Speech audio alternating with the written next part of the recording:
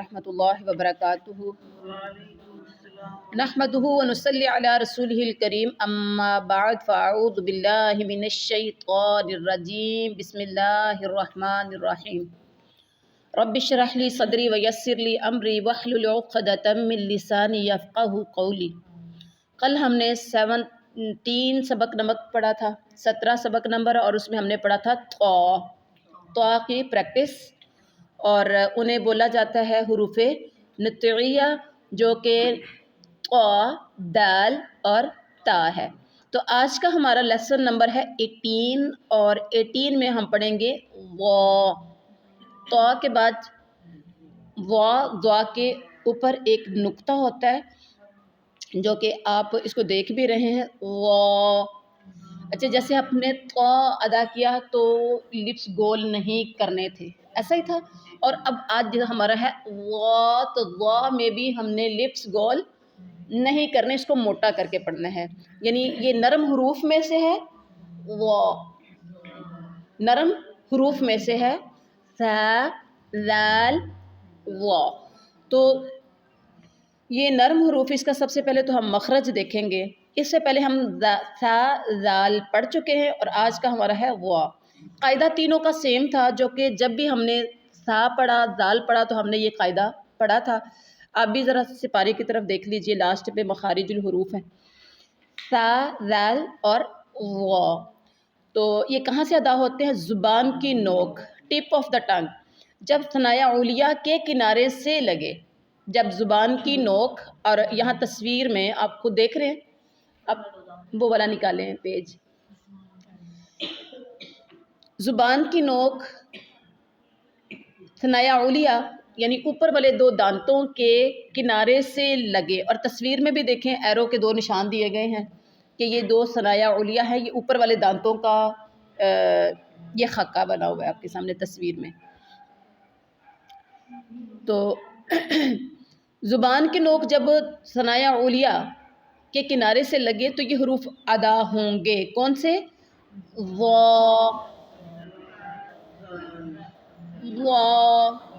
ایک تو یہ نرم ہے، یہ ذہن میں رکھیں، ایک تو یہ نرم حروف میں سے ہیں، دوسرا وا جو ہے یہ موٹے حروف میں سے بھی ہے، حروف مستعلیہ میں سے بھی ہے، وا، وا۔ جیسے ہم نے بولا تھا موٹا بھی کیا تھا اس کو، یعنی پر کر کے بھی اس کو پڑھا، موٹا کر کے بھی پڑھا، اور زبان کو لپس کو گول بھی نہیں کیا۔ اسی طرح سے وا لپس گول بھی نہیں کریں گے، اور نرم بھی پڑھیں گے، اور موٹا کر کے بھی پڑھیں گے، ٹھیک ہے؟ وا، وا، وا، وا، وا، ذال، ثا۔ تو یہ اس کا ہے مخرج۔ اور اب ان حروف کو، جو کہ ثا، ذا، وا، ان تینوں حروف کو حروف لثویہ بھی کہا جاتا ہے، حروف لثویہ۔ یہ نرم حروف ہیں، انہیں نرم حروف بھی کہا جاتا ہے، حروف لثویہ بھی بولا جاتا ہے، ٹھیک ہے؟ تو ان کو کہاں سے ادا کرتے ہیں؟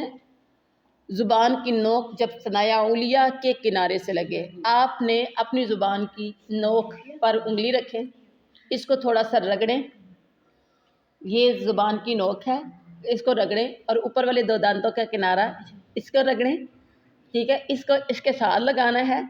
پریکٹس اسی طرح سے ہوتی ہے، ٹھیک ہے؟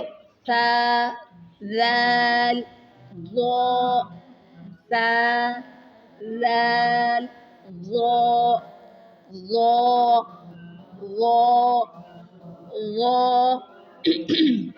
عام سی غلطی ہوتی ہے، ہم وا کو ذا پڑھ جاتے ہیں، جیسے او۔ اب دیکھیں، او کو ہم اگر از پڑھ لیں گے تو غلطی ہو جائے گی، او کو از پڑھیں گے تو غلطی ہوگی، یعنی بہت سے حروف ہیں جیسے۔ اور ایک اور بات ہے، وا کو اگر ہم زا کی آواز دے دیتے ازلم، عام طور پر آپ یہی پڑھتے ہیں، ومن ازلم، وَإِذَا ازلم، ازلم، یعنی را کی جو زا ہے وہ والی آپ آواز نکال رہے ہیں، سٹی والی ہے، جبکہ یہ ہماری مسٹیک ہے۔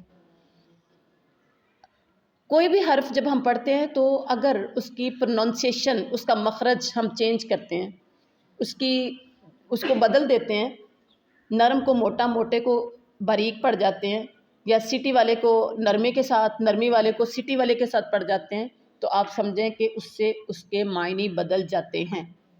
جیسے قل کہہ دیجئے، کل کھائیے، تو آپ تو روز پڑھتی ہوں گی قل هو اللہ احد، کھاؤ اللہ ایک ہے،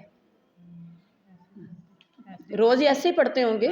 اب غور کریں کہ لفظ، آپ جب قاف کو کاف، باریک کو موٹا، موٹے کو باریک کر دیا تو آپ کے میننگ چینج ہو گئے، اور یہ بہت بڑی غلطی ہے۔ ٹھیک ہے، تو یہ ہے او، او، او، اذ، اذ، اب، اذ، اذ۔ ٹھیک ہے، تو یہ تھا آج کا ہمارا لیسن نمبر 18۔ وہ پریکٹس آپ نے بار بار اس کی کرنی ہے۔ سبحان ربک رب العزت عما یصفون وسلام علی المرسلین والحمد للہ رب العالمین۔